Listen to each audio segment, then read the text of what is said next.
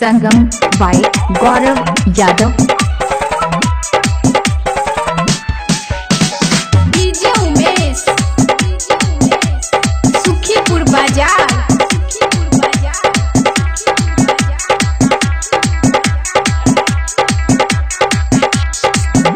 होली में देवर से रंग लगवाइब, नैयर के अरवा से गाल मिसवाइब।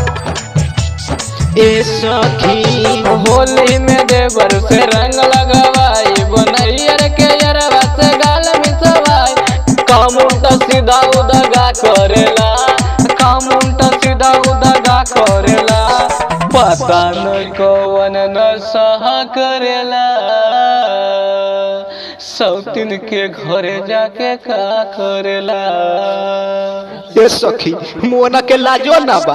पता न कौन नशा करेला, पता न कौन नशा करेला।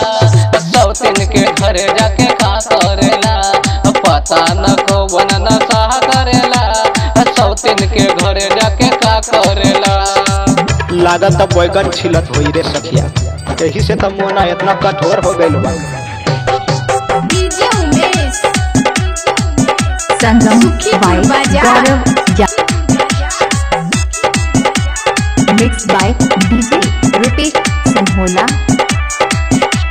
सौतीन से मजा उठावे, लगे होठवा से होठवा सटावे। गमछा के भुइया बिछा के लगे आँखें से आँखें मिलावे, लगे आँखी से आँखी मिलावे। सौतीन से मजा उठावे, लगे होठवा से होठवा सटावे। गमछा के भुइया बिछा के लगे आँखें से आँखें मिलावे। भतारी साला हमसे दगा करेला, भतारी साला हमसे दगा करेला। होली में एक कहबन नशा करेला, सौतीन के घरे पिया का करेला। ए सखी बोला होली में कहबन नशा करेला, होली में कहबन नशा करेला। सौतीन के घर पिया का करेला, होली में कहबन नशा करेला। सौतीन के घर पिया का करेला। संगम बाई गौरव यादव। डीजे उमेश सुखीपुर बाजार।